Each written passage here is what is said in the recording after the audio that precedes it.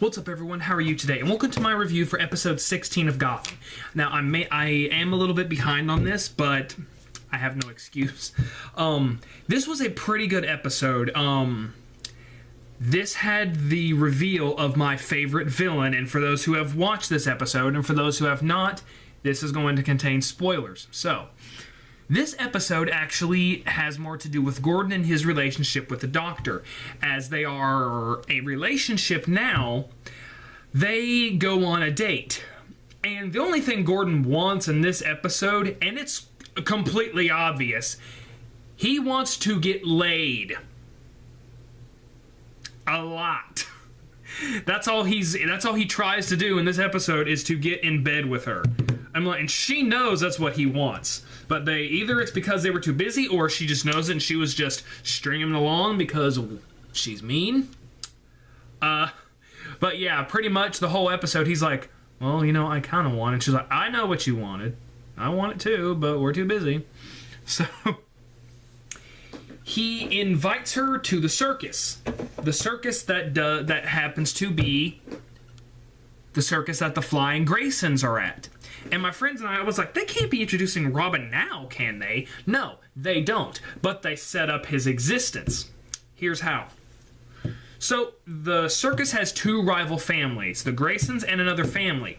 A person from there is a performer that is murdered, who is this mother of this red-headed kid. I don't remember the kid's name, but that's because I haven't watched it in a long time. They interview him. They ask him, they're like, did your mother have any enemies or anything? And he's like, no, she was the snake entertainer. She had a giant snake that was tame, and that they used the snake to find her body. So they go through a montage of them interviewing different people who work in the circus. For example, the Graysons and the other, especially this one couple. Or you can tell they're a couple because of how they argue. It's one of the boys from the Graysons and one of the girls from the other family. And they're thinking that it was her uncle that did it. And the whole entire time, basically, I don't think Harvey is in this episode.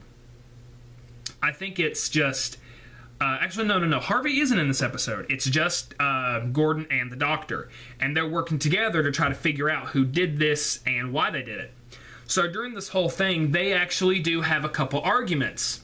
Because there is someone that they talk to who is a blind guy, and I honestly think he played the Rakshasa in the second season of Supernatural Season 2. He played this blind guy, and in this episode, he plays a blind guy again, who turns out is the father of this redheaded kid. And so, during this whole episode, we discover that Gordon isn't someone who takes stuff like visions and psychic stuff seriously, while the Doctor finds it interesting. So he provides them with some kind of saying that she tries to figure out what it means. And Gordon's like, it doesn't mean anything. Come on, how can you be so easily fooled? And this is where they have differences. She is willing to take extra... Gordon prefers to keep things on stuff that he can prove, I guess, where she is open to suggestions. So this is one of their main arguments throughout the whole episode. They're trying to... She basically wants Gordon to go ahead with trying to figure out what the riddle means, or what the phrase means, while Gordon is wanting to just arrest him and put him in jail. So eventually the episode, they spend a whole lot of time figuring this stuff out, while this is an episode where we see Barbara again. Yay! And this is where she is trying to get Jim back.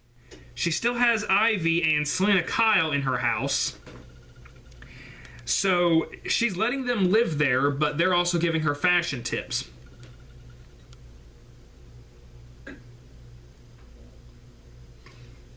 They're giving her fashion tips, and she's trying to do anything she can to get Gordon back. She's trying to look pretty. I guess there's a point she's trying to look slutty, I guess. I don't know. But through most of the time, they're trying to be like, you want to make him jealous, but without making him jealous or something like that. So they keep sending her back upstairs, and she keeps coming back with new outfits on until they finally agree. Now, as of Gotham episode 15 had where Fish was kidnapped and taken to this underground prison, she says she's going to take control of it. She gets to the main guy, who the only reason he is in charge is he has the only weapon, which is a knife. She talks all sweet to him, and she eventually gets a meeting with him. So she stabs him and kills him. But before that, she gives the same speech to the people who want to follow her that she gave to Lila. She will not let anything happen to them. And thus, they trust her and they take over. She kills him, she takes over. And she makes the whole entire place hers. Now, after she does this, there is a group of people who come who throw the people in the prison. She goes and talks to them, and she's like, she tries to make a deal with them, and so like, she has basically, Fish has taken over the whole entire prison that she's in. I guess you could say it's a prison. They say it's prison. Some people call it hell, or that's the first person that she talked to said. She's like, what is this place? Some people say it's a prison. Others people call it hell. We don't know what it is. We don't know where it is. But Fish, because she's Fish, she takes over the place, and she's wanting to strike a deal with someone to take it over, or to be in charge, or just to have better living conditions.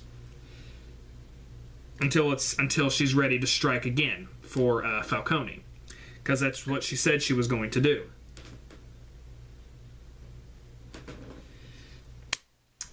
So that she eventually has a meeting with those people, and she's like, go tell your boss my demands. So then we come to actually Falcone and Maroni having a discussion. They actually come to terms on an agreement with Cobblepot.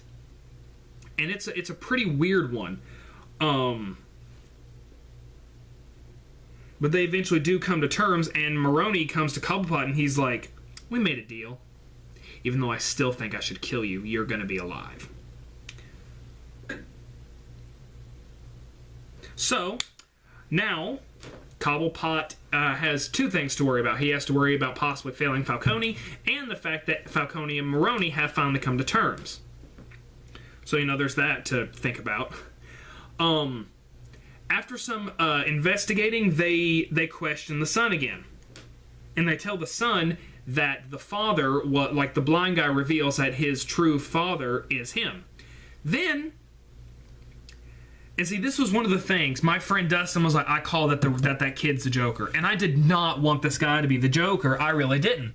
But, actually, he was. And the thing is, though, even though I didn't want him to be the Joker, he impressed me.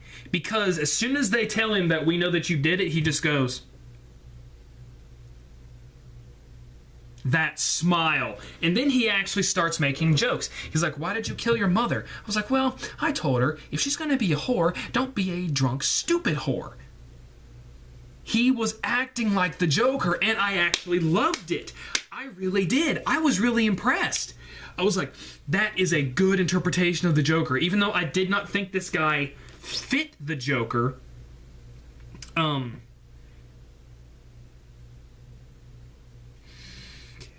there was only one thing that I wish they hadn't done. They gave the Joker's name. Now, I wish that they gave the Joker a name.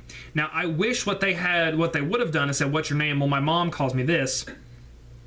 But she said that she's never really known my true name.